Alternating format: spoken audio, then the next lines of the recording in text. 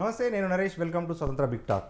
తెలంగాణలో ఎంపీ స్థానాల పోటీదారులు ఎవరన్నది తేలిపోతోంది. షెడ్యూల్ ప్రకటనకు గడువు సమీపిస్తుండటంతో అన్ని పార్టీలు అప్రమత్తమై అభ్యర్థులను ముందుగా ప్రకటించే పనిలో నిమగ్నమయ్యాయి. ఇందులో భాగంగా గతంలో ఎన్నడూ లేని రీతిలో కాంగ్రెస్ పార్టీ తమ రెండో అభ్యర్థిని కూడా దాదాపు ఖరారు చేసింది. చేవెళ్ల నుంచి సునీతా మహేందర్ రెడ్డి పోటీలో ఉంటారని నిన్నటి చేవెళ్ల సభతో తేలిపోయింది. ఇక అటు బీజేపీలో అత్యంత కీలకంగా మారిన మల్కాజ్గిరి సీటు ఈటల రాజేందర్కు ఖరారైనట్లు దాదాపు తేలిపోయింది. మిగతా స్థానాల్లో ఇప్పటికే చాలా వరకు క్లారిటీ వచ్చింది. ఇక బీఆర్ఎస్ పార్టీలోనూ దాదాపు 9-10 స్థానాల్లో అభ్యర్థులు ఎవరన్నది తేలిపోతుంది. ఈ నేపథ్యంలో రానున్న వారం 10 రోజులు అత్యంత ఆసక్తికరంగా మారనున్నాయి. అన్ని పార్టీల పూర్తి జాబితాలు ఈలోగానే వచ్చేసి ఏ స్థానంలో ఎవరు పోటీదారులు అన్నది తేలిపోనుంది. అయితే అసంతృప్తులు ఎలాంటి ప్రభావం చూపుతాయన్నది ఇప్పుడు హాట్ టాపిక్గా మారింది. బీజేపీ, కాంగ్రెస్, బీఆర్ఎస్ 3 పార్టీల్లోనూ అనేక సీట్లలో పోటీ నెలకొంది. ఈ పోటీని అధిష్టానాలు ఎలా మేనేజ్ చేస్తాయి? అసంతృప్తుల నుంచి ఇబ్బంది రాకుండా ఎలా చూసుకుంటాయి? అత్యధిక స్థానాలు గెలిచే అవకాశం ఏ పార్టీకి ఉంది? ఈ అంశాలపై ఇవాల్టి బిగ్ టాక్లో చర్చిద్దాం.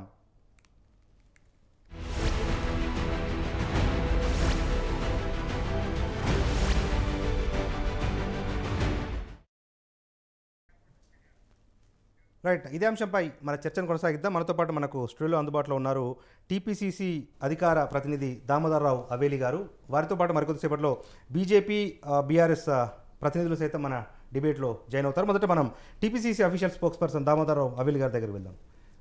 దామోదరరావు నమస్తే. నమస్తే.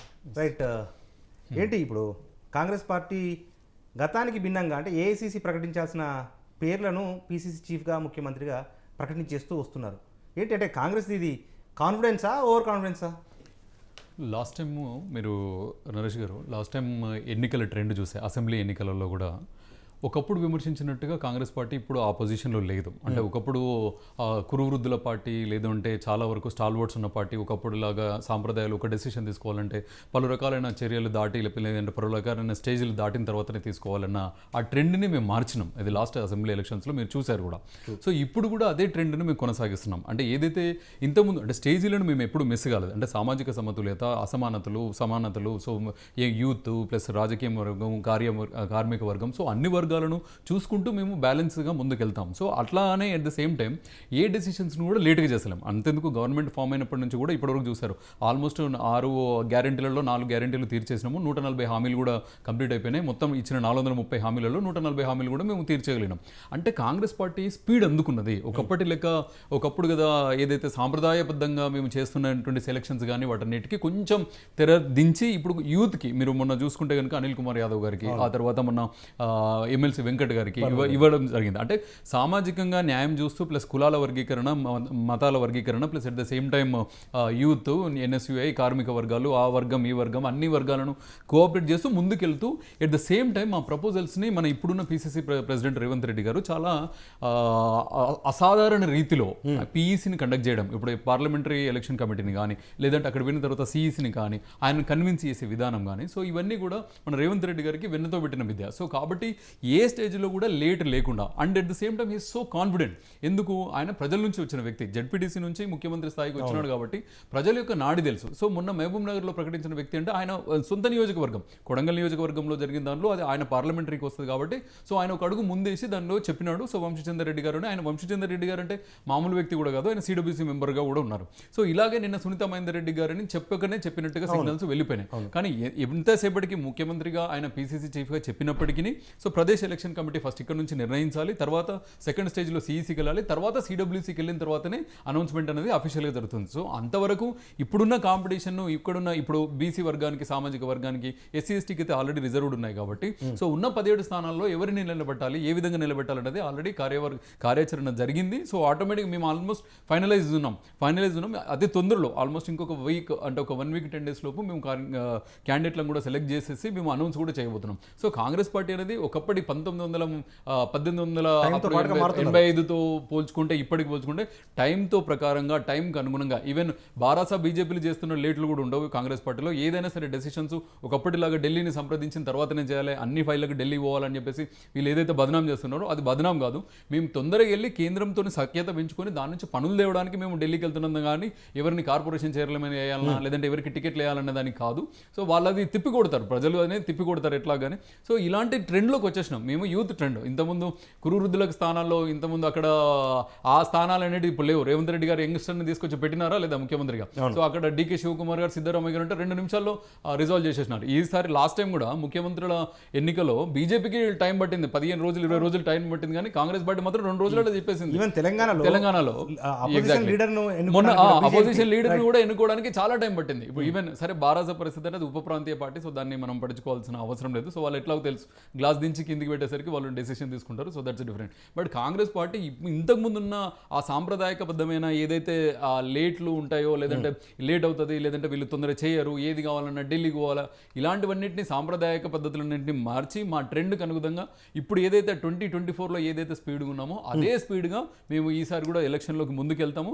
మాకు out of 17, so we are confident about 14 as of now. Okay, 14 as of now. ఇంకో 3 కూడా మా బకెట్లో వేసుకోవాలని చెప్పేసి మేము తహతాలు ఆడుతున్నాం. మేము యుద్ధానికి సిద్ధం ఒక రకంగా. ఇంకొక చిన్న ప్రశ్న అదేంటంటే, ఇప్పుడు మీరు చేవేల నుంచి టికెట్ ఆశిస్తున్నారు, దరఖాస్తు కూడా చేసుకున్నారు. అవును, మొదటి నుంచి పార్టీలో ఉన్నారు. అవును, మిమ్మల్ని కాదని బయట పార్టీ నుంచి వచ్చిన నిన్న సునీతా మహేందర్ రెడ్డి పేరు ప్రకటించలే కానీ ఆల్మోస్ట్ అలా ఆమె అభ్యర్థి అన్నట్లుగా ముఖ్యమంత్రి గారు చెప్పేశారు. అసలు ఏంటి నిజంగా మీరు ఆ 4 హామీలు 4 గ్యారంటీలు అమలు చేసినని చెప్తా ఉన్నారు, 140 హామీలు నెరవేర్చామని చెప్తున్నారు. అంత కాన్ఫిడెంట్గా ఉన్నప్పుడు పాతకాపులంటే దింపొచ్చు కదా, బయట పార్టీ వాళ్ళు ఎందుకు మీకు?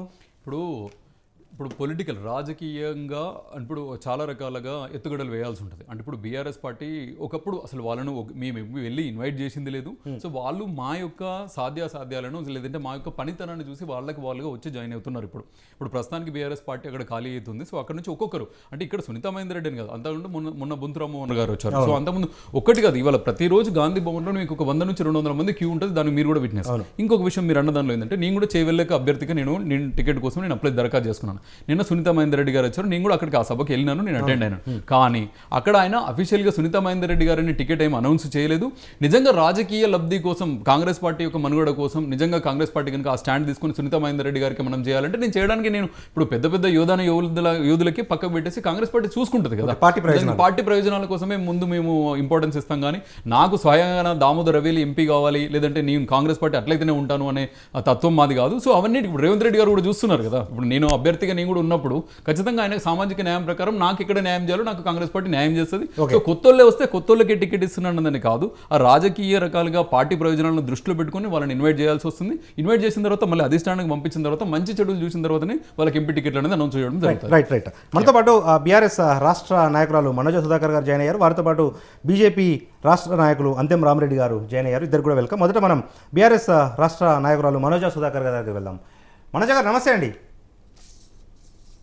మనోజ గారు వినిపిస్తున్నా, వాయిస్ వినిపిస్తున్నా మీకు? రైట్. ఏంటి మనోజ గారు, 10 సంవత్సరాల పాటు బీఆర్ఎస్ అధికారంలో ఉంది, కానీ ఒక్కసారి అధికారం కోల్పోయిన తర్వాత సిట్టింగ్ ఎంపీలు సైతం బీఆర్ఎస్ తరఫున పోటీ చేసేందుకు ఆసక్తి చూపించట్లేదు, పార్టీ అంతా ఒక రకమైన గందరగోళంగా క్రైసిస్లో ఉంది అన్న ఒక ప్రచారం జరుగుతుంది, వార్తలు కూడా వస్తూనే ఉన్నాయి. ఏంటి నిజంగా బీఆర్ఎస్ పార్లమెంట్ ఎన్నికలను ధీటుగా ఎదుర్కొనే పరిస్థితిలో లేదు అన్న ఒక అభిప్రాయం వ్యక్తమవుతోంది, ఏం చెప్తారు?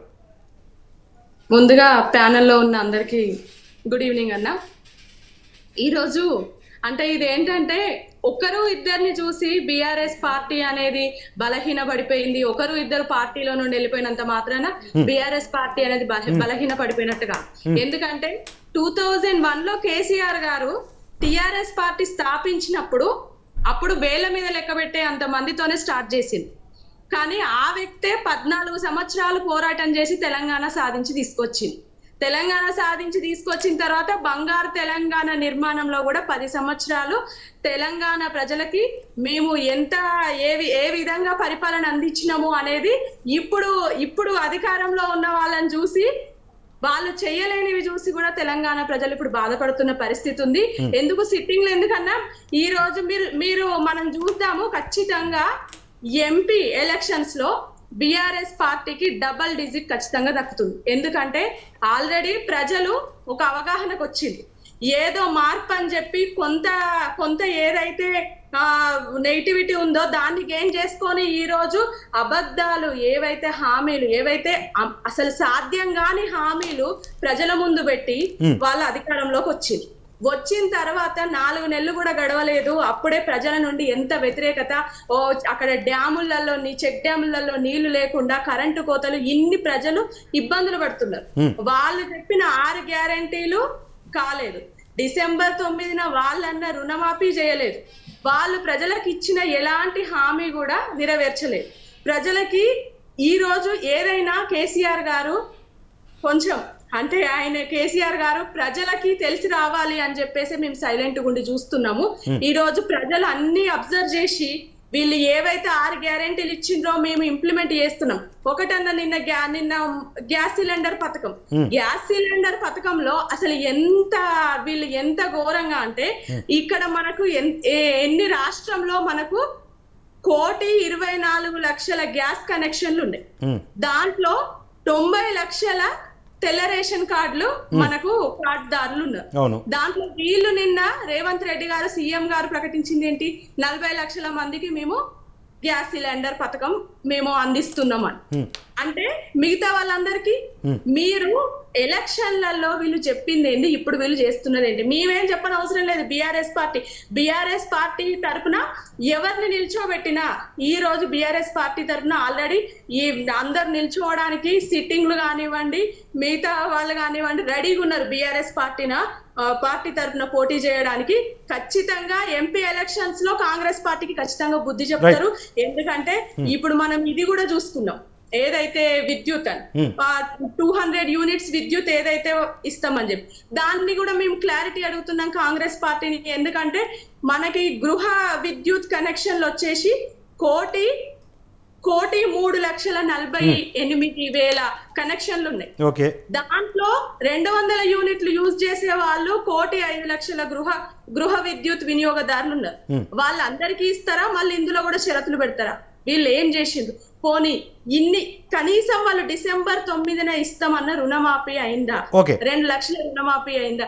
ఎంతసేపటికి రేవంత్ రెడ్డి గారు ఇంతకు ముందు అంటే 10 సంవత్సరాలు పరిపాలించిన కేసీఆర్ గారిని విమర్శించడం, బీఆర్ఎస్ పార్టీని విమర్శించడం, గవర్నమెంట్ ని తప్పులు లేవనెత్తి చూపడం గానీ వాళ్ళు మేమేం చేసినాం, మా 6 గ్యారంటీలు ఏంటి, మేము ఇచ్చిన 420 పెద్ద హామీలు ఇచ్చిర్రు మేనిఫెస్టో. దాంట్లో ఏమైందన్న అవన్నీ ఏం చేసిండ్రు?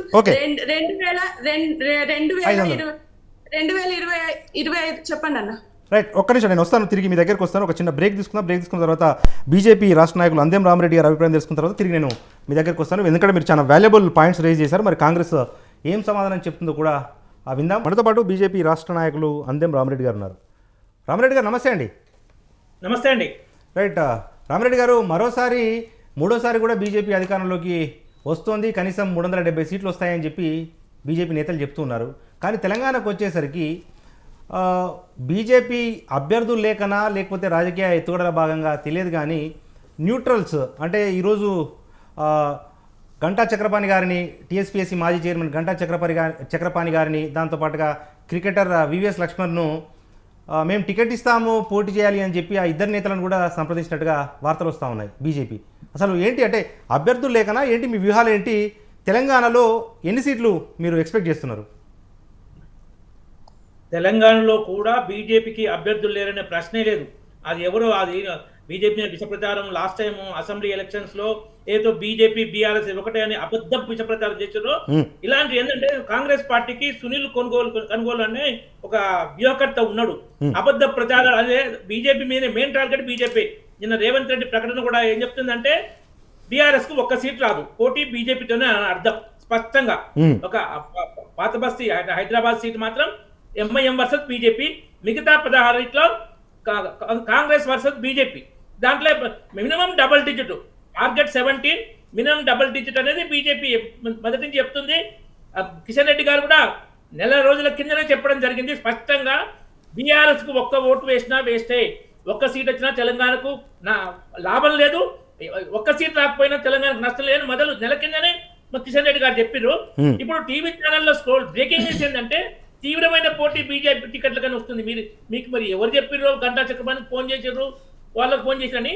మల్కాజ్గిరి నుంచి ఎన్ని పేర్లు ఉన్నాయి? అవును, ఒక సీటు కూడా ఇప్పుడు ఆల్రెడీ రేపు ఉంది, ఏది పార్లమెంటరీ బోర్డు మీటింగ్ ఉంది. రేపు దేశవ్యాప్తంగా దాదాపు 100 సీట్లకు అభ్యర్థులను నిర్ణయించే అవకాశం ఉంది, 100 అటు ఇటుగా. దాంట్లో తెలంగాణ నుంచి కూడా ఒక 6 నుంచి 8, 9 వరకు నిర్ణయం జరుగుతుంది. సిట్టింగ్ ఎంపీలు 4లో ఆదిలాబాద్ మిగతా 3కి వస్తాయని వార్తలు, మీడియా వచ్చే వార్తలు చెప్తున్నా. ఆ 3తో పాటు ఇంకొక 5 వరకు రేపు నిర్ణయిస్తారు. అంటే మిగతా పార్టీల కన్నా ముందే బీజేపీ అభ్యర్థులు నిర్ణయిస్తున్నారని అర్థమవుతుంది. ఇంతకుముందే కాంగ్రెస్ ప్రతినిధి చెప్పింది ఏంటంటే రేవంత్ రెడ్డి చెప్పినా ఫైనల్ కాదు, ఏఐసిసి నిర్ణయం తీసుకోవాలంటే అది ఏదో బక్వాస్ అన్నట్టే రేవంత్ రెడ్డి చెప్పేదంతా. అది వాళ్ళు చెప్పింది అర్థమవుతుంది. మాది మాత్రం రేపు నిర్ణయం ఒక 6 నుంచి 9 స్థానాల వరకు అభ్యర్థిని నిర్ణయిస్తారు. మా పార్టీలో తీవ్రమైన పోటీ ఉంది. ఇప్పుడు బీఆర్ఎస్ మాజీ ఎంపీ, సిట్టింగ్ ఎంపీ నాగర్ కర్నూలైనా రేపు బీజేపీలో జాయిన్ అవుతుందని మీడియా మొత్తం వార్తలు వస్తున్నాయి. చాలా మంది ఇంకా ఈవెన్ మన ఏంటంటే జహీరాబాద్ ఎంపీ కూడా బీజేపీ లైన్ లో ఉండని వార్తలు వస్తున్నాయి. సో ఇట్లా దేశవ్యాప్తంగా కూడా చాలా మంది బీజేపీలో జాయిన్ అవుతారు. కాంగ్రెస్ హిమాచల్ ప్రదేశ్ లో కాంగ్రెస్ గవర్నమెంట్ కూలిపోతుంది. వాళ్ళ ఎమ్మెల్యేలే క్రాస్ ఓటింగ్ చేసి 40 ఎమ్మెల్యే స్థానాలు కాంగ్రెస్ కు రాజ్యసభ సీట్ రాలే, 25 ఎమ్మెల్యే స్థానాల్లో బీజేపీ రాజ్యసభ సీట్ వచ్చింది. కాంగ్రెస్ అదేంటంటే వాళ్ళ పార్టీ సిద్ధాంతం లేదు కాబట్టి పార్టీ అధికారం వాళ్ళకి ఏమైనా లాభం జరిగితేనే ఆ ముఖ్యమంత్రి సపోర్టు, వాళ్ళకు మంత్రి పదవి ఏదో ఇవ్వకపోతే వాళ్ళు నిరసన. ఎందుకంటే సిద్ధాంతం లేని పార్టీ, కుటుంబ పార్టీ. ఈ కుటుంబ పార్టీలో స్వార్థం ఉంటేనే పార్టీలో ఉంటారు, స్వార్థం లేకుంటే ఇంకో కుటుంబ పార్టీలో పోతారు. కాంగ్రెస్ ఇప్పుడు బీఆర్ఎస్ అధికారంలో కాంగ్రెస్ ఎంపీ ఎమ్మెల్యేలు 2018లో గెలిచిన వాళ్ళు కానీ 2014 గెలిచిన కానీ 2018 గెలిచిన కానీ ఎట్లయితే బీఆర్ఎస్ లో పోయినో ఇప్పుడు అంతా మున్సిపల్ చైర్మన్లు, జడ్పీ చైర్మన్లు వీళ్ళంతా మళ్ళా కాంగ్రెస్ బాటపట్టారు బీఆర్ఎస్ నుంచి. ఇది ఎందుకంటే కుటుంబ పార్టీలో తీరేంత వాళ్ళ సిద్ధాంతం ఉండదు. ఇక ఇప్పుడు బీఆర్ఎస్ గురించి మేడం గారు చెప్తుండే, మన కేసీఆర్ గురించి చెప్తారు ఏంటంటే కుంగేశ్వరం ప్రాజెక్టు సృష్టికర్త, కుంగేశ్వరం ప్రాజెక్టు సృష్టికర్త పాటర్గుండం విశ్వేశ్వరరావు. ఆయన నమ్మే రోజులు లేవు. తెలంగాణకు 7 లక్షల కోట్లు అప్పు చేసి పెట్టిండు. అలాంటి మనిషిని నమ్మే పరిస్థితే లేదు. నిన్న ఒకటి రేవంత్ రెడ్డి చెప్పిన మాట వాస్తవము. కాంగ్రెస్ అయినా మేము ఒప్పుకుంటాం, ఒక్క సీటు గెలుపుకొని మొగోని అయితే ఛాలెంజ్ చేసిడు, అది వాస్తవము. ఒక్క మెదకులో డిపాజిట్ వచ్చే అవకాశం ఉంది కాంగ్రెస్ కు, బీఆర్ఎస్ కు ఇంకెక్కడ పోటీలో ఉండరు. కాబట్టి అది వాస్తవ పరిస్థితి. ఎందుకంటే వాళ్ళు ఏం చెప్పి ఓటు అడుగుతారు? మా అలయన్స్ లో ఉన్న ప్రధానమంత్రి అవుతాడు, లేకుంటే గెలవకపోయినా మేము మా అలయన్స్ ప్రతిపక్షం ఏమన్నా ఉందా? అలాంటిది ఏం చెప్పాలనేది కేసీఆర్కి అర్థం కాక ఏదో నల్గొండ ఏదో కొంచెం డైలాగులు సొల్లు కొట్టిపోయిండు. మళ్ళా కెమెరా మీడియా వస్తలేదు ప్రజల ముందుకు. ఆయన అసెంబ్లీకి అయితే అసలే రావట్లేదు.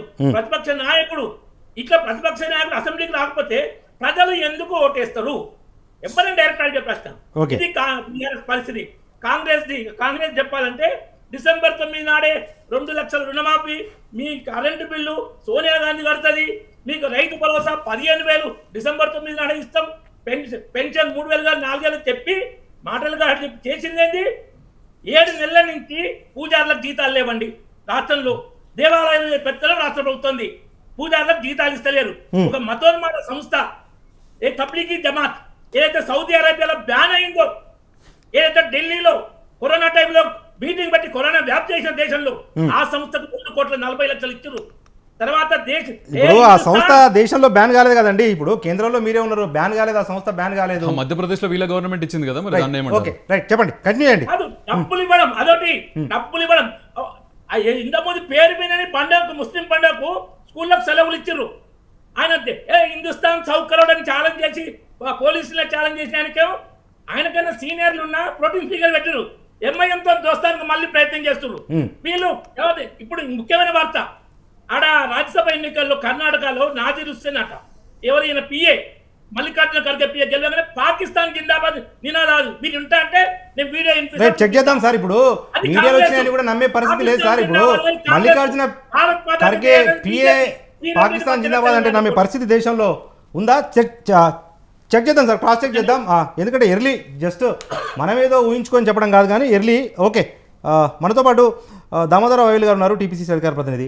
ఇప్పుడు మార్పు కోరి ప్రజలు కాంగ్రెస్ని గెలిపించారు, కానీ దాన్ని నిలబెట్టుకోలేకపోతుంది కాంగ్రెస్ అని 2 ఉదాహరణలు చెప్పారు మనోజ సుధాకర్ గారు. ఒకటి ఏంటంటే గ్యాస్ సిలిండర్లకు సంబంధించి క్లారిటీ లేదు, కొంతమందికే ఇస్తున్నారు, కోతలు పెట్టారు. విద్యుత్ 200 యూనిట్ల ఉచిత విద్యుత్కు సంబంధించి కూడా 1 కోటి మంది ఉంటే కేవలం 40-50 లక్షల కుటుంబాలకే ఇస్తా ఉన్నారు.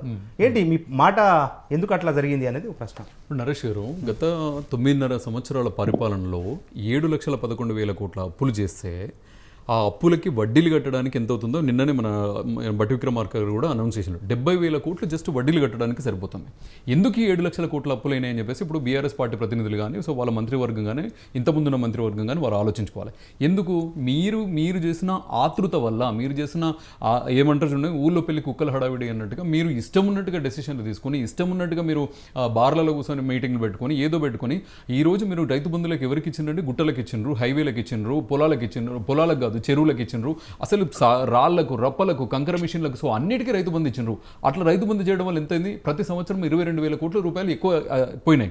సో మమ్మల్ని అట్లా చేయమంటున్నారా? వీళ్ళ ఉద్దేశం ఏంది అంటే, ఇప్పుడు గ్యాస్ సిలిండర్ మీద మేము కండిషన్ పెట్టినాం, అవునండి, ఈ రోజు నేను ఐఎమ్ వెల్ ఎక్విప్డ్, నాకు వెల్ వర్త్ ఆఫ్ ఉన్నాను నేను. సో నాకు ఇప్పుడు గ్యాస్ సిలిండర్ నాకు నిజంగానే అవసరం లేదు. సో మొన్న ప్రజావాణిలో వచ్చిన దరఖాస్తులను బట్టి మేము స్వీకరించినాం. మొన్న ప్రజావాణిలో వచ్చిన దరఖాస్తులే 70 లక్షలకు పై చెల్లిక ఉంటే మేము దానిలో 40 లక్షలకు మేము ఆల్రెడీ ఓకే చేసినాం. సో తర్వాత తద్వారా ఏమన్నా మేము వైట్ రేషన్ కార్డుకి లింక్ పెట్టినాం. అవునండి, ఇప్పుడు కాదు, ఎప్పటి నుంచో వైట్ రేషన్ కార్డు అనేది ప్రామాణికం. కేంద్రంలో అంత్యోదయ కార్డు అని చెప్పేసి రేషన్ కార్డు అని మీరు ఇచ్చిండ్రు కదా, అంత్యోదయ అనే అకౌంట్. అంటే ఏ ప్రభుత్వానికైనా ఒక ప్రామాణికం లేకుండా చేసే పనులన్నిటి కూడా వరస్ట్ అవుతాయి, తీసుకుపోయి దిగజారుడుతనం అయిపోతుంది, దివాలా తీస్తుంది. ఇప్పుడు తెలంగాణ పరిస్థితి అది కదా. సో ఎలాంటి కంట్రోల్ లేకుండా వీళ్ళు చేసిన రైతు బంధు స్కీమ్ ఏదైతే పెట్టినరో దానివల్ల ప్రతి సంవత్సరం 22,000 కోట్ల అదనపు భారం పడ్డది.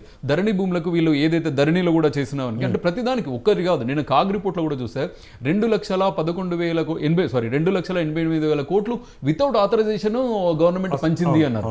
అసలు ఇవన్నీ వృధా ఖర్చులు అవుతున్నాయి కాబట్టే కదా కాంగ్రెస్ గవర్నమెంట్ ఈసారి నిజంగా తెలంగాణ ప్రజలు అదృష్టవంతులు కాబట్టి కాంగ్రెస్ గవర్నమెంట్ ఎన్నుకున్నారు. ఒకవేళ కనుక గతి తప్పి కనుక ఈసారి తెలంగాణలో టీఆర్ఎస్ ప్రభుత్వం వచ్చి ఉండేది ఉంటే ఇప్పటి వరకు తెలంగాణ నాశనం అయిపోయేది, అందరూ ఉరేసుకునే వాళ్ళు. ఎందుకంటే అక్కడ పరిస్థితులు అలా ఉన్నాయి. సో ఇప్పుడు వీళ్ళు కూడా మాట్లాడుతున్నారు, ఈ బీజేపీ వాళ్ళకి అంటే I wanted to counter BJP అండి, అందం రామరెడ్డి గారు, వీళ్ళకు మంచి శుభం పలకడం ఎన్నడూ రాదండి. ఎప్పుడు చూడు హిమాచల్ ప్రదేశ్లో అక్కడ కూలిపోతుంది, మధ్యప్రదేశ్లో ఇది కూలిపోతుంది, శుభం పలకర బిడ్డ అంటే అన్నాడంట ఈయన వీళ్ళంటోళ్ళే. సో ఎందుకంటే ఏనాడు వీళ్ళు ఒక ప్రజాప్రభుత్వాన్ని, ఎన్నుకున్న ప్రభుత్వాన్ని సరిగా లేదు, స్వాగతించింది లేదు. గోవాలో అట్లా గూలా కొట్టినారు. సో మిగతా ప్రాంతాల్లో మధ్యప్రదేశ్లో, ఉత్తరప్రదేశ్, ఇవన్నీ కర్ణాటకలో కూడా అంటే ప్రతిదాన్ని వీళ్ళు కూలగొట్టడం, ఇది చేయడం తప్ప వీళ్ళకు జాతి నిర్మాణం కోసం బీజేపీ పాత్ర ఎప్పుడూ ఉండదు. వాళ్ళు ఆ రకంగా ఆలోచించరు. వాళ్ళది ఏది కోతుల గుంపు కదా కార్ల మీద ఎక్కినట్టుగా. సో వాళ్ళకు ఓన్లీ మందబలం చూసుకుని వాళ్ళు పోతున్నారు. బుద్ధి బలం అనేది బీజేపీలో ఎన్నడూ లేదు. ఇంకా కమింగ్ టు ఇప్పుడు మా కాంగ్రెస్ గురించి మీరు అన్నారు, రైతు రుణబంధు, ఇప్పుడు రైతు బంధు గురించి చెప్పాను. రైతు భరోసా మీద, రైతు బంధు మీద ఏం చేసినాము మేము? రైతు భరోసా కింద మేము ఆల్రెడీ 4 ఎకరాల వరకు ఇచ్చాము. మొన్న కూడా మళ్ళీ మీటింగ్ జరిగింది, ఏది మంత్రివర్గ మీటింగ్ జరిగింది. మంత్రివర్గ మీటింగ్ లో చెప్పినారు 5 ఎకరాలక 10 ఎకరాలక ఫస్ట్ సాగులో ఉన్న భూమికి ఇద్దాం కదా. రాళ్ళు రప్పలకు 180 ఎకరాలకు 200 ఎకరాలకు కొన్ని వందల సర్వే నెంబర్లు ఉన్నాయి. 100 సర్వే నెంబర్లు ఇప్పుడు జాయింట్ కలెక్టర్ల దగ్గర, ఒక్కొక్కరు కలెక్టర్ దగ్గర దాదాపు 6 లక్షల ఎకరాలకు సంబంధించిన అటవీ భూములను వీళ్ళు ధరణిలో రాంగ్ ఎక్కించుకొని దాన్ని కూడా రైతు బంధు తీసుకుంటున్నారు. ఎవరి సొమ్ము ఎవడు పంచుకుంటున్నాడు? సో అవన్నింటిని చూడకుండా మళ్ళీ కళ్ళు నెత్తి కట్టుకొని కాంగ్రెస్ పార్టీని మళ్ళీ వాళ్ళని ఇవ్వమంటున్నారా? సో ఇంత తొందర పెట్టడం ఏంది? ఇంకా మిత్రుడు అన్నారు 7 నెలల నుంచి పూజారులు ఇవ్వలేదు. మేము వచ్చి 2 నెలలు అవుతుంది అందరం రామరెడ్డి గారు, మరి మీరు 7 నెలల నుంచి పూజారులు ఇవ్వలేదంటే మీరు అడగాల్సింది ఇంత ముందున్న గవర్నమెంట్ని అడిగి ఉండాలి. సరే ఇప్పటికైనా మీరు రెస్పాన్సిబిలిటీ తీసుకుంటున్నాం. సో మేము ఖచ్చితంగా అది కూడా మేము చేస్తాం. సో ఇంకా ఈ మనోజ్ సుధాకర్ గారు అన్నారు మేము బ్రహ్మాండంగా ఈసారి కూడా అసలు బీఆర్ఎస్ పార్టీ ఖచ్చితంగా మేము డబుల్ డిజిట్లోకి వస్తామన్నారు. ఇంతకుముందు మన బీజేపీ మిత్రుడు అన్నారు మాకు కూడా ఇక్కడ డబుల్ డిజిట్ వస్తుంది, మేము అక్కడ గవర్నమెంట్ చేస్తామని. అసెంబ్లీలో వీళ్ళ వాయిస్ ఏందండి? అసెంబ్లీ అప్పుడు ఈసారి గవర్నమెంట్ ఫామ్ చేస్తుందని, బీసీ ముఖ్యమంత్రి చేస్తుందని ఎంత ఎర్రిపప్పలం చేసినారు తెలంగాణ ప్రజల్ని. ఆ మాత్రం ఓటు బ్యాంకు చీలడానికి, తద్వారా బీఆర్ఎస్ బాగుపడడానికి. సో వీళ్ళు చేసిన కుయుక్తులు కదా. సో అప్పుడు వినరు వాళ్ళ మాటను, ఇప్పుడు కూడా వినరు. సో అప్పుడు మీరు గవర్నమెంట్ వస్తుంది, బీసీని ముఖ్యమంత్రి చేస్తాం, అనౌన్స్ చేస్తాం, ఈటల రాజేందర్ అయ్యే పాయ అని చెప్పేసి మీరు అప్పుడు చెప్పినారు, ఇప్పుడు కూడా చెప్తున్నారు. సో అప్పుడు మీకు బుద్ధి చెప్తారు, ఇప్పుడు కూడా మీకు బుద్ధి చెప్తారు. మీకు ఒక్క సీటు మీకు మీరు రాసి పెట్టుకోండి రామరెడ్డి గారు, మీకు వచ్చేది ఒక్క సీటు. అది ఎక్కడ కూడా మనసులో ఉంది కానీ ఇక్కడ చెప్పకూడదు. ఒకటే సీటు కంటే మీరు దాటరు. మీకు ఒకటి, ఎంఐఎంకి ఒకటి, బీఆర్ఎస్కి ఒకటి, అంతే. మీరు అక్కడి వరకే ఉంటారు. ఆ ఒక్కటి కూడా రాదు బీఆర్ఎస్కు. నిన్న మా రేవంత్ రెడ్డి గారు ఇప్పుడున్న పరిణామాలు, రాజకీయ పరిణామం ప్రకారం నిజంగానే మీరు ఒక సీటు తెచ్చుకుంటే మీరు నిజంగానే గొప్పలు మీ బీఆర్ఎస్ పార్టీ. ఇప్పటికే బీఆర్ఎస్ పార్టీ మొత్తం చీలికలు పోయి అసలు ఉండదు. ఈ మాత్రం ఒకటి కూడా అండి, లోక్సభ ఎలక్షన్ తర్వాత బీఆర్ఎస్ అనేది మటుమాయము. సో ఉండదు. ఆయన చెప్పినట్టుగా కేటీఆర్ గారు అమెరికా పోతారు, కవితమ్మ దుబాయ్ పోతుంది, హరీష్ రావు ఏమో బదనాం రావు అవుతాడు, సో కేసీఆర్ పోయి ఫామ్ హౌస్లో వండుకుంటాడు తప్ప. సో వాళ్ళకి ఎగ్జిస్టెన్స్ లేదు. సో ఇప్పుడున్న ఆల్టర్నేట్ ఏంటిది? అసలు మొత్తం భారతదేశానికి జాతి నిర్మితం చేసి భారతదేశాన్ని నిర్మించిన పార్టీ ఏంటిది? ఓన్లీ కాంగ్రెస్ పార్టీ కదా. అంటే ఇప్పుడైనా సరే వీళ్ళ డెవలప్మెంటల్ యాక్టివిటీ చూద్దాం.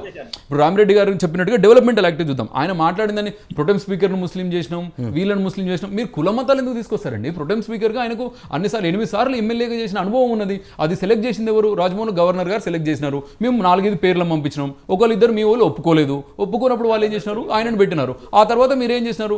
కులం ముస్లిం కాబట్టి మేము బీజేపీ ఎమ్మెల్యేలందరూ దాన్ని అవాయిడ్ చేసినారు. అంటే కుల పిచ్చి ఉన్నది ఎవరికి, మత పిచ్చి ఉన్నది ఎవరికి? మీరు బాగు చేస్తాం. ఇప్పుడు మేము 6 గ్యారెంటీలు ఇస్తామని చెప్పేసి అభివృద్ధి శ్రేయస్సుగా, అభివృద్ధి మాధ్యమంగా మేము ఓట్లను అడిగినాం. మీరు ఏం పెట్టి ఓట్లు అడుగుతున్నారు? అంటే ఇక్కడ ఏం మార్పు తీసుకొద్దామని ఓట్లు అడుగుతున్నారు? అసలు ఎందుకు అడుగుతున్నారు? రామిరెడ్డి గారు లెట్ మీ ఫినిష్.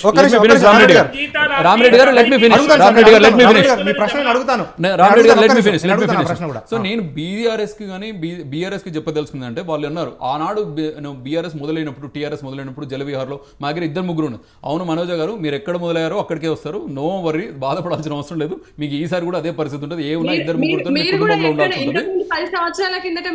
లేదండి, మేము 1885లో మొదలయ్యాము మనోజ గారు, 1885లో మొదలయ్యాము. ఇంకా 200 యూనిట్ల గురించి మాట్లాడితే మనోజ గారు లెట్ మీ కంప్లీట్. చెప్పండి. 200 యూనిట్ల గురించి మాట్లాడితే ఎస్, లాస్ట్ టైం కూడా మేము చెప్పినాం, ఎవరికి ప్రామాణికం లేకుండా మీరు ఇష్టం ఉన్నాడు. ఆ రోజు నిజంగా వీళ్ళు ప్రామాణిక పదంగా కనుక వీళ్ళు పథకాలు అమలు చేసినట్టు అంటే ఈ రోజు 7 లక్షల కోట్లు అప్పు కాకపోతుండే కదా. సో మీరు ఇష్టమున్న ఇచ్చింది కాబట్టి భూముల విషయంలో అట్లా జరిగింది. విద్యుత్ చౌర్యం కూడా ఎంత జరిగిందండి? విద్యుత్ చౌర్యం కూడా తెలియదు. సో ఈ రోజు మీటర్లు పెట్టలేదు కాబట్టి వ్యవసాయ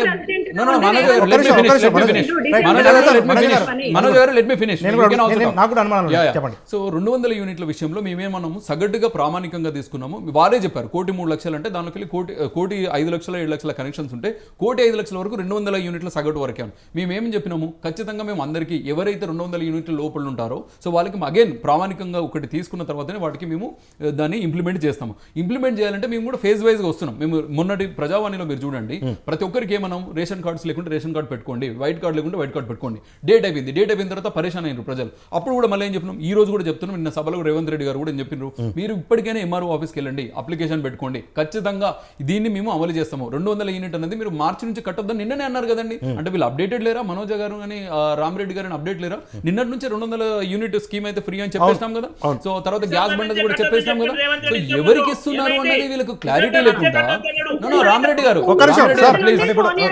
దామోదరరావు గారు అంటే ఇప్పుడు ప్రధానంగా ఏంటంటే ఇప్పుడు ఒక నిమిషం ప్లీజ్ మీ ప్రశ్నలు అడుగుతాను. ఒక నిమిషం. ఇక్కడ 2 ప్రశ్నలు. ఒకటి ఏంటంటే మీరు మేనిఫెస్టోలో కండిషన్స్ పెట్టలేదు, ఇప్పుడు అధికారంలోకి వచ్చిన తర్వాత కండిషన్ అప్లై అన్నట్టుగా మాట్లాడుతూ ఉన్నారు. తెల్ల రేషన్ కార్డు ప్రామాణికంగా పెట్టారు, కానీ తెల్ల రేషన్ కార్డు చాలా మందికి లేవు కదా, వాళ్ళ పరిస్థితి ఏంది? ఎస్, అందుకే నరేష్ గారు మీరు అప్లికేషన్ కూడా చేసుకోమని చెప్పినాం కదా. దాని మీద కూడా ఇవాళ నిన్ననే ప్రజావానికి చిన్నారెడ్డి గారిని అపాయింట్ కూడా చేసినారు. అంటే ప్రతి ఒక్క దానికి ఇప్పుడు మేము వచ్చిన రోజులు అవుతుంది నరేష్ గారు. మీరు ఇంత మాట్లాడుతున్నప్పుడు నేను అపోజిషన్ వాళ్ళని కూడా అడిగేది ఒకటే, వచ్చి కనీసం 60 రోజులు కూడా సరిగా కాలేదు. మంత్రివర్గ కూర్పుకు మాకు ఇవన్నిటికీ టైం పట్టింది, అండర్స్టాండింగ్ మాకు టైం పట్టింది కదా. టైం పట్టినప్పుడు ఖచ్చితంగా మేము వాళ్ళలాగా తప్పులు చేయదలుచుకోలేదు, ఆదర బాధలు పోయి రాష్ట్రాన్ని కొంప ముంచుకోదలుచుకోలేదు, కాళేశ్వరం లాగా ఇంకోటి కూలి పెట్టేట్టుగా మేము చేయదలుచుకోలేదు, ధరణిలో దొరలకు పంచిపెట్టదలుచుకోలేదు. ఖచ్చితంగా సామాన్య మానవునికి ఈ ఫలాలు అందాలే. సామాన్య మానవులందరూ కంప్లైంట్ ఇచ్చుకుంటున్నారు, జేసీలు జాయింట్ కలెక్టర్ల దగ్గర ఉన్నారు, రెవెన్యూ ఆఫీసుల దగ్గర ఉన్నారు, ధరణి వల్ల చుట్టూ తిరుగుతున్నారు. సో వాళ్ళందరినీ ఇబ్బంది పెడుతూ మేము డెసిషన్ తీసుకోదలుచుకోలేదు. ఒక రోజు లేట్ అయినా ప్రాపర్ గా తీసుకుంటాం, కాంక్రీట్ గా తీసుకుంటాం.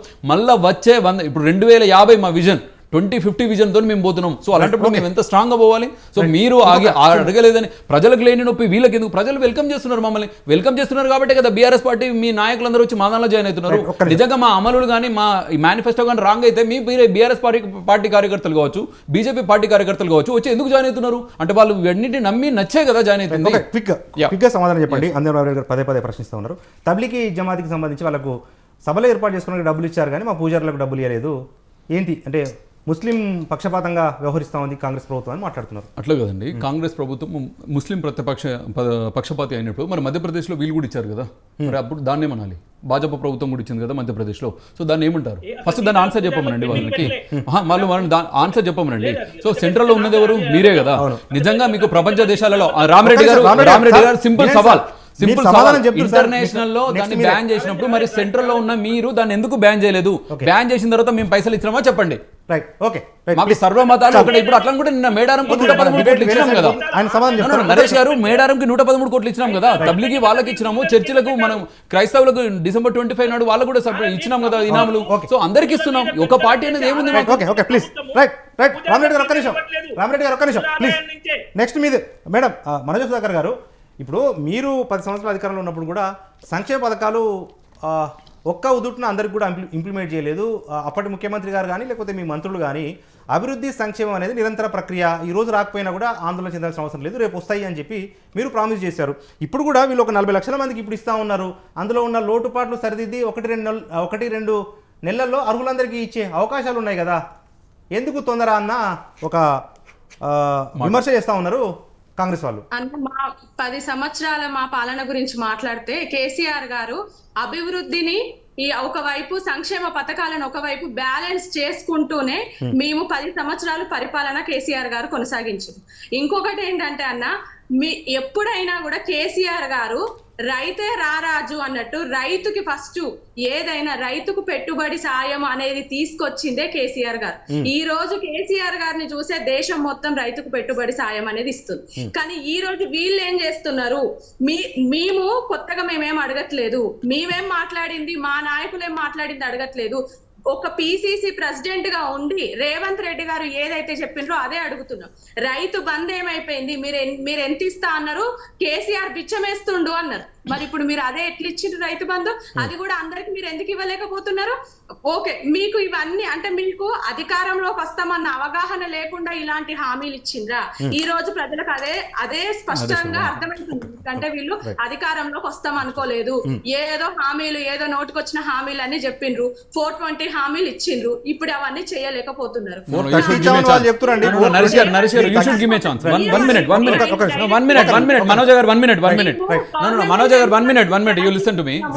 మేము హామీలు ఇచ్చినాం అన్నాం కదా, మా మేనిఫెస్టో వచ్చిన తర్వాతనే కదా బీఆర్ఎస్ మేనిఫెస్టో వచ్చింది. మా మేనిఫెస్టో వచ్చినాక బీఆర్ఎస్ మేనిఫెస్టో వచ్చింది. మేము 500 అంటే వాళ్ళు 400 అన్నారు, మేము 3000 అంటే వాళ్ళు 4000 అన్నారు. అంటే మీరు ఇచ్చిన దొంగ హామీలా ఇంకా మేమన్నా అమలు చేసి చూపిస్తున్నామే కదా? ఇప్పుడు వాళ్ళు ఇచ్చిన దొంగ హామీలు అన్నట్టే కదా.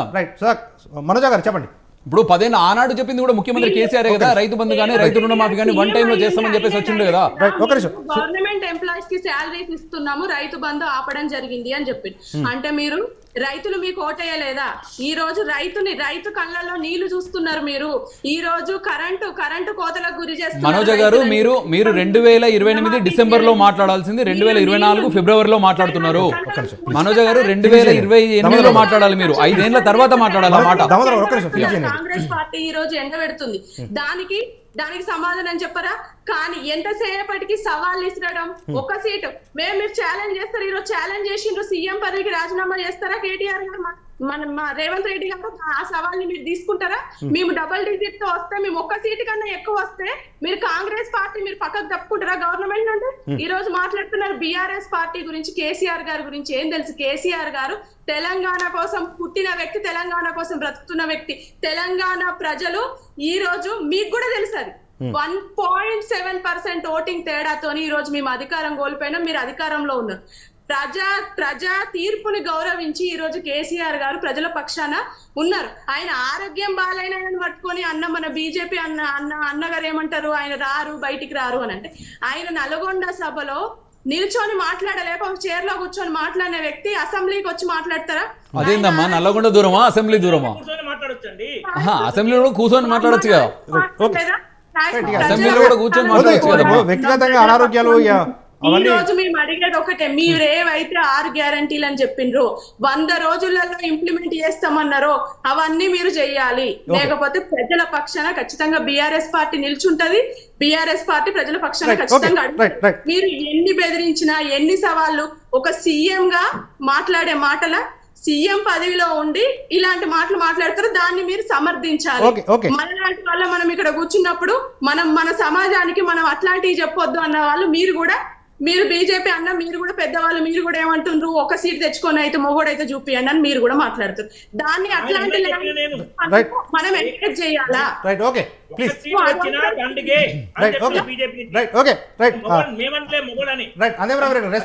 రేవంత్ రెడ్డి అన్నాడు, మేమేమంటే ఒక్క సీట్ వచ్చినా తెలంగాణకు లాభం లేదు అంటున్నాం. టీఆర్ఎస్ ఒక్క సీట్ వచ్చినా తెలంగాణ అస్తిత్వం, తెలంగాణ ఆత్మ గౌరవం బీఆర్ఎస్ పార్టీతోనే ముడిపడి ఉన్నది. తెలంగాణ మోసం చేసింది తెలంగాణ పేరును.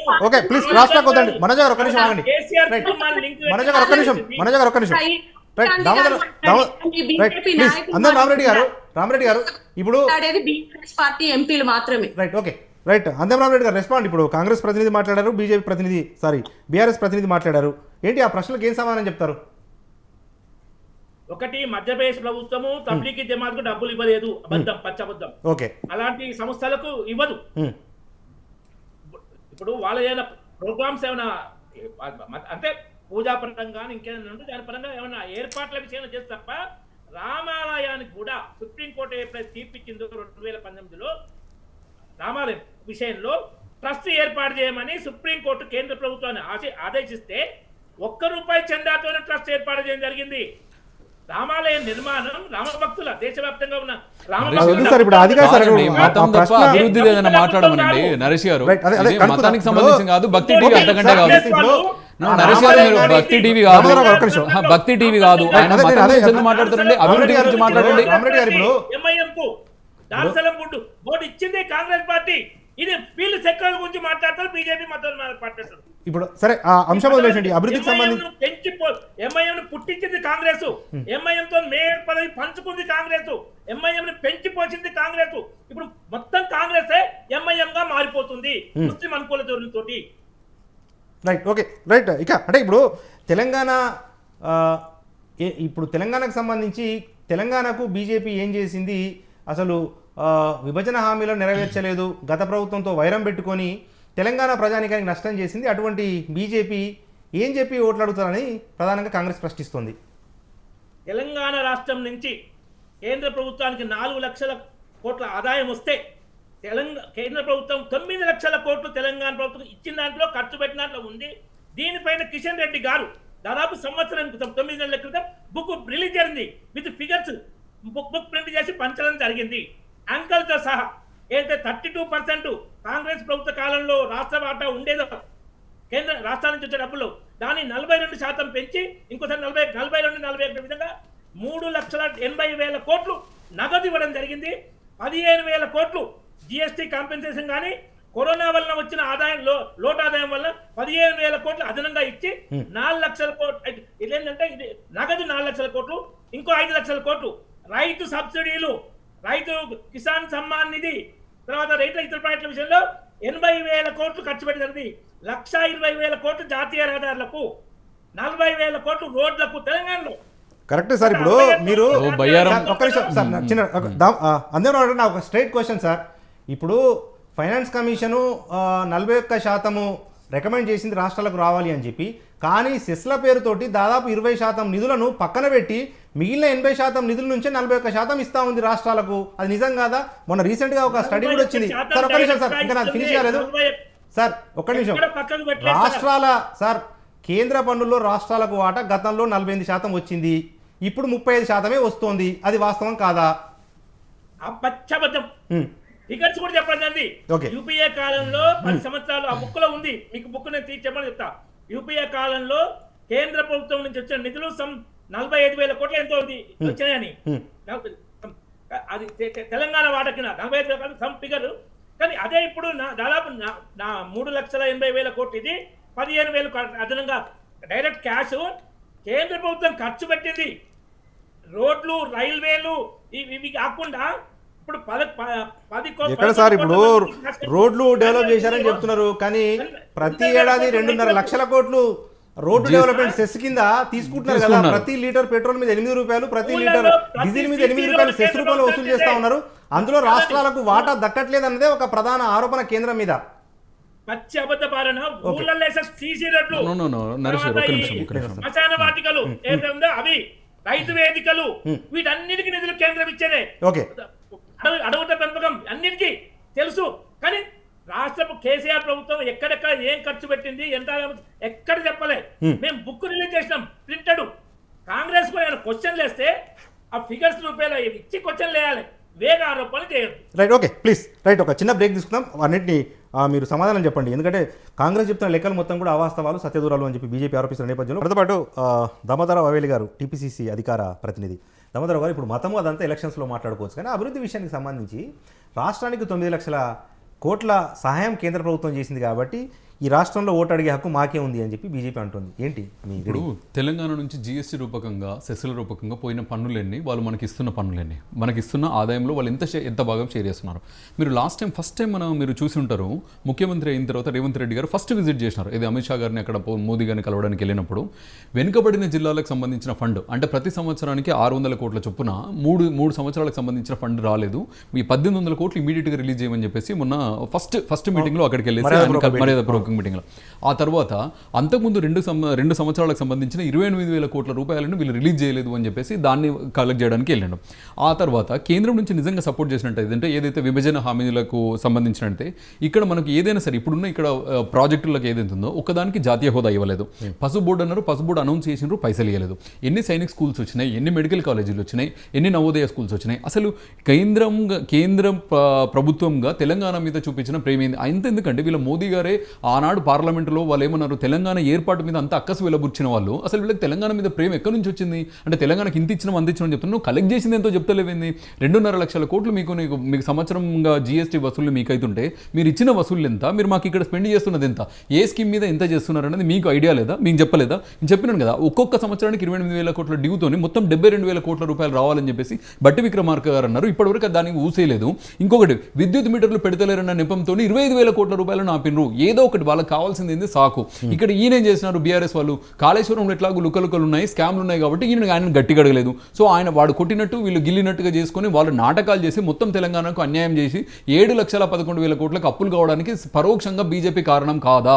ఈ రోజు నేను అడుగుతాను, పరోక్షంగా ఆనాడు నిజంగానే కాగ్ రిపోర్టో లేదంటే ఎన్ఎస్డిఎస్కి ఇప్పుడు టీంలు ఎవరైతే డ్యామ్ సేఫ్టీ ఉన్నాయో లేదంటే ధరణి మీద కావచ్చు, వీటన్నిటి మీద సెంట్రల్ గవర్నమెంట్ మీద ఉన్నప్పుడు దీని మీద ఏ ఫైల్ తీసుకపోతే ఆ ఫైల్ని మీరు అప్రూవ్ చేసినారు. వీళ్ళు మీరు అక్కడ ఏ చట్టం మీరు జీవో పెడితే వీళ్ళు అక్కడ జై కొట్టొచ్చిండ్రు. అంటే ప్రతి దానికి ఎన్ని బిల్లులు పాస్ చేసినా వీళ్ళు ఇక్కడ జై అన్నారు, వాళ్ళు ఇక్కడికి వచ్చేసి వీళ్ళు ఏ ఫైల్ పంపించినా వాళ్ళు ఓకే అన్నారు. మరి ఎవరు ఎంత తింటున్నారు? ఈ నిజంగా కేసీఆర్ గారు అప్పుడు ఆనాడు బీజేపీకి వెళ్ళిన తర్వాత బీజేపీ గవర్నమెంట్ మోదీ గారి దగ్గరికి వెళ్ళేసి నా కొడుకు సీఎం కావాలని అడిగిండు, కానీ మరి రావాల్సిన 78,000 కోట్లు ఏవయ్యా జీఎస్టీ గురించి, మరి వెనుకబడిన జిల్లాల 1,800 కోట్లేవి, మన ఇది అంగన్వాడికి సంబంధించిన సెంటర్లకు డెవలప్మెంట్ నిధులేవి, సో ఈ మృత్య శాఖకు సంబంధించిన నిధులేవి, మరి వీటన్నిటికి సంబంధించిన బీసీ నిధులేవి, బీసీ కార్పొరేషన్ నిధులేవి, మాకు రావాల్సిన వాటా అయిందని నేను ఎన్నడూ గట్టి కొట్లాడలేదే. ఆయన కొట్లాడింది దేనికి? లిక్కర్ స్కామ్ నుంచి కవితను బయట తీసుకురావడానికి, లేదంటే కొడుకు కేటీఆర్ను సీఎం చేయడానికి. సో మీకు రాష్ట్రం మీద మీరు రాష్ట్రంలో ఓటు అడగడానికి ఉన్న ఒక్క హక్కు చెప్పండి. మీకు బీజేపీకి నేను సవాల్ విసురుతున్నా, ఏ హక్కుతోని ఒక మతపరమైన మేము హిందూ మతం అని చెప్పేసి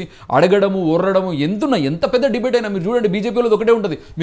మీరు రవిప్రకాష్ డిబేట్ కావచ్చు, మీరు మిర్రర్ నౌ కావచ్చు, టైమ్స్ నౌ కావచ్చు, ఈవెన్ ఇంటర్నేషనల్ డిబేట్ అయినా కూడా ఒకటే వస్తుంది, వాళ్ళకి మతం వస్తుంది. ఫస్ట్ మేము రామ మందిరం కట్టినాం, ఆడ పరిషత్ పెట్టినాం, వాళ్ళు ఆ సబ్జెక్ట్లో మాత్రం తరుగుదేలు ఉంటారు. రామాలయం ఎప్పుడు వచ్చింది, ఏడు పోయిందని ఆ సబ్జెక్ట్. మిగతా ఇప్పుడు జీఎస్టీ సబ్జెక్టులు కావచ్చు, అభివృద్ధి సబ్జెక్టులు కావచ్చు, మీరు అభివృద్ధి మీద ఎందుకు మాట్లాడరు? ఎప్పుడు తీసుకొచ్చినా పోయి అక్కడ ఆ ల్యాండింగ్ విత్ ఓన్లీ మతము కులము విషయం తప్ప వీళ్ళు మాట్లాడేది లేదు. తెలంగాణలో వీళ్ళకి నైతిక అర్హత లేదు, ఏది ఇక్కడ ఓటు అడగడానికి కూడా. At the same time Telangana ప్రజలకు ఆల్రెడీ చెప్పిండ్రు వీళ్ళు. లాస్ట్ టైం అసెంబ్లీలో ఎన్ని చెప్పిండ్రు?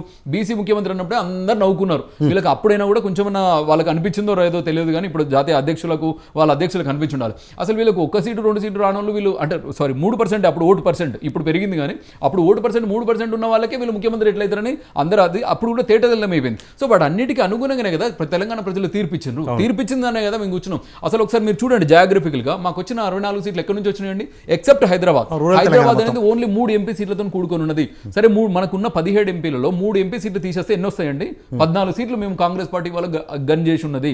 డెఫినెట్లీ అవుట్ ఆఫ్ దట్ 14 మేము కొట్టాలన్నాం. వీళ్ళు నిజంగా డెవలప్ చేసి ఉన్నట్టయితే ఉంటే, లేదు బీజేపీ కనుక అంత ఇన్ఫ్లుయెన్స్ చేసి కేంద్రం నుంచి అన్ని ఉన్నట్టయితే ఉంటే మరి వీళ్ళకు సీట్లు కూడా ఎక్కువ వచ్చి ఉండాలి కదా. మరి వీళ్ళకి ఎన్ని సీట్లు వచ్చినాయి, ఎక్కడ వచ్చినాయి, వీళ్ళు ఏ ఎంపీ సీట్ల గురించి మాట్లాడుతున్నారు, ఏ ఏరియాలో ఏ డిస్ట్రిక్ట్లో ఎన్ని వస్తాయి లెక్కలు చెప్పండి. గతంలో 4 గెలిచారు, మోడీ ఇమేజ్ పెరిగింది, గ్రాఫ్ పెరిగింది, ఖచ్చితంగా డబుల్ డిజిట్ వస్తా అన్న నమ్మకంతో. ఎందుకంటే అసెంబ్లీ ఎన్నికల్లో ఒక నేరేషన్ ఉంటుంది, లోక్సభ ఎన్నికల్లో ఒక నేరేషన్ ఉంటుంది, జాతీయ నేరేషన్లో మాకు ఎడ్జ్ ఉంటుంది అనేది బీజేపీ. ఇప్పుడు మీరు అన్నట్టుగా నేను దాన్ని కూడా కౌంటర్ చేస్తున్నారు నరేష్. ఇప్పుడు జాతీయ స్థాయిలో వీళ్ళకి ఎడ్జ్ ఉంటుందని వీళ్ళదైతే ఉన్నారు. ఓన్లీ మోదీ గారిది చెప్పనింతగా జాతి చూపించేసి తీసుకోవాల్సిందే తప్ప ఇంకోటి లేదు. జాతీయ పక్షంగా కూడా మీరు చెప్తాను, జాతీయ పరంగా కూడా వీళ్ళు నిజంగా 2 కోట్ల ఉద్యోగాలు ప్రతి సంవత్సరం ఇస్తున్నారు, ఇచ్చిండ్రా. 15 లక్షల నల్లధనం అన్నారు, ఇచ్చిండ్రా. అంటే ప్రతి దానికి ఇప్పుడు ప్రతి డిస్టిక్లలో మీకు ఆరోగ్య సెంటర్లు పెడతాన్నారు, పెట్టినరా. అంటే వీళ్ళు రైల్వేలు అన్నారు, తెలంగాణకి ఎన్ని రైల్స్ వచ్చినాయి, కొత్తగా శాంక్షన్ రైళ్ళు ఎన్ని, కొత్తగా రోడ్లు ఎన్ని, ఉన్న వాటిని ఎక్స్పెన్షన్ చేస్తూ వీళ్ళు నామమాత్రకంగా ఎప్పుడు చూడినా మీరు చూడండి. ఇప్పుడు మళ్ళీ కొత్త సినిమాలు వస్తున్నాయి, మీకు అర్థమైందో వీళ్ళ ట్రెండ్లో మతపరమైన సినిమాలు వస్తున్నాయి. ఊరిలాగా మొన్న ఆర్టికల్ 370 అని, ది కేరళ స్టోరీ అని, ది కాశ్మీరీ ఫైల్స్ అని, రజాకర్ ఫైల్స్ అని, ఎట్లా చేసి ప్రజలను మాయ చేసి ఆ సినిమాలు చూపించేసి జై అంటారు కదా, ఆ బీజేపీ అనే ఫార్ములాను తీసుకొచ్చేసి మళ్ళీ వీళ్ళు ఓట్లు దండుకునే ప్రయత్నం చేస్తున్నారు. తెలంగాణ ప్రజలంతా పిచ్చోళ్ళు కాదు. మీరు అనుకున్న కేసీఆర్ మహా తోపు తురుంకాననే 4 వీక్ ఇంట్లో వండుకోబెట్టిండ్రు. సో ఇప్పుడు ప్రజలు చాలా, ఇప్పుడు ఆయన కూడా చాలా పలు సందర్భాలు అన్నారు, మీకు తెలివి రావాలి ఈసారి అని చెప్పేసి ఎలక్షన్స్ ముందు కేసీఆర్ గారు అన్నారు, మీకు తెలివి రావాలి, చాలా ఓటర్లు చాణక్యంగా ఉండాలి, చైతన్యం కావాలని. చైతన్యం అయినారు కాబట్టి కాంగ్రెస్ పార్టీ చేసుకున్నారు. సో మీరు ఎట్లా కూడా కాబట్టి ఆ చైతన్యం ఇప్పుడు కూడా పనికి వస్తుంది. సో 17లో 14 మేము కన్ఫర్మ్ గా we are winning in Telangana. Right. Manoj Sudhakar గారు, ఇప్పుడు డెవలప్మెంట్ ఎజెండా తీసుకుంటే కేంద్రం తెలంగాణకు దాదాపు ఈ 10 సంవత్సరాల్లో 9 లక్షల కోట్లు సహాయం చేస్తే మరి ఏంటి, మరి అభివృద్ధి ఆ స్థాయిలో ఎందుకు జరగలేదు? ఎక్కడ పోయినాయి ఆ 9 లక్షల కోట్లు అంటే ఏం చెప్తారు మనోజ గారు? రైట్ సార్, అంజమారెడ్డి గారు చెప్పండి సార్. ఇగో సార్ పుస్తకం ఓకే, రైట్, నేను కూడా చూశాను సార్ అది. రైట్, అదే అంకెలతో సహా ఉంది ఇందులో. ఇప్పుడు తెలంగాణ వ్యవసాయ ఉత్పత్తుల కొనుగోలుకు కేంద్ర ప్రభుత్వం ఖర్చు చేసింది 1,50,000 కోట్లు వ్యవసాయ ఉత్పత్తుల కొనుగోలుకే. జాతీయ రహదారులకు 1,20,000 కోట్లు, రైల్వేలకు 40,000 కోట్లు. ఇవి వాళ్ళకు వచ్చిన వాటా కింద. ఇప్పుడు సార్ ఒక్క నిమిషం సార్, రామరెడ్డి గారు, నాకు చిన్న డౌట్. ఇప్పుడు వ్యవసాయ కొనుగోళ్ల కోసం ఎంత ఖర్చు చేసింది కేంద్రము? వ్యవసాయ ఇప్పుడు ఎరువుల సబ్సిడీ, పంట కొనుగోలుకు సంబంధించి పంట కొనుగోలుకు సంబంధించి సార్, పంట కొనుగోలుకు సంబంధించి ఎంత 1 లక్ష కోట్లు అని చెప్పారు మీరు. పంట కొనుగోలు కోట్లు తెలంగాణ వ్యవసాయ ఉత్పత్తులు కొనుగోలు కోసం ఫ్రీ ఇచ్చినట్టు కాదు కదా సార్. ఇప్పుడు ఒక వ్యాపారి కూడా సార్, ఒక వ్యాపారి కూడా సరుకులు కొనుగోలు చేస్తే అది సహాయం చేసినట్టు కాదు కదా. కాదండి, ఎఫ్సీఏకే కదా మళ్ళీ గోడౌన్ కప్ప చెప్పింది. 80 కోట్ల జనాభాకు ఉచితంగా ఆహార ధాన్యాలు అన్నకెళ్లే పంచడం జరుగుతుంది. ఓకే, అమ్మడం లేదు దేశవ్యాప్తంగా. కరోనా తర్వాత ప్రజలకే అవును, ఎందుకంటే ఒక్కటి కూడా ఆకలి చావు ఉండకూడదు అని ఆహార ధాన్యాల ప్రతి వ్యక్తికి నెలకు 5 కిలోల చొప్పున 80 కోట్ల జనాభాకు ప్రపంచంలో ఎక్కడ లేదు. కాంగ్రెస్ 60 సంవత్సరాలు ఎప్పుడు చేయలేదు. అది చేసిన ఇంకోటి, వాళ్ళు 1 రూపాయికి ఇచ్చారు, మీరు ఉచితంగా ఇచ్చారు సార్. 1 రూపాయి సబ్సిడీ ఇచ్చి మేము తప్ప ఎవరైనా చేయలేదంటే ఎట్లా? యూపీఏ కాలంలో బాంబ్ బ్లాస్టులు ఎన్ని జరిగినాయి? రామరెడ్డి గారు మళ్ళీ ఎక్కడికో వెళ్తున్నారు. అభివృద్ధితో మాట్లాడండి రామరెడ్డి గారు, అభివృద్ధి గురించి మాట్లాడండి. రామరెడ్డి గారు మీరు అభివృద్ధి గురించి మాట్లాడండి, అభివృద్ధి గురించి మాట్లాడండి. మీ దగ్గర మరి చైనాలో వాళ్ళు ఆక్రమించుకుంటున్నాడు, మీరు ఏమంటలేరు ఎందుకు? రామరెడ్డి గారు, చైనాలో వాళ్ళు ఆక్రమించుకున్నారు కదా, ఏమంటలేరు ఎందుకు? మణిపూర్ లో అల్లర్లు అవుతున్నాయి, మరి దాన్ని ఎందుకు కంట్రోల్ చేయట్లేదు? కాదండి, మణిపూర్ అల్లర్లు ఎందుకు కంట్రోల్ చేయట్లేదు? కాదండి రామరెడ్డి గారు, మణిపూర్ అల్లర్లను ఎందుకు కంట్రోల్ చేయట్లేదు? గోద్రా అల్లర్లు ఎందుకు జరిగినాయి బీజేపీ? గోద్రా అల్లర్లు బీజేపీ ఎందుకు జరిగినాయండి? కాదండి, ఎంతసేపు వీళ్ళు అది ప్రామాణికం, అభివృద్ధి ప్రామాణికం తప్ప నరేష్ గారు వీళ్ళు అన్ని మాట్లాడుతున్నారు. అభివృద్ధి లేదు. నేను చెప్తున్నానండి, 80 కోట్ల మందికి చర్చ, మనం అభివృద్ధి కన్ఫైన్ అయిదాము.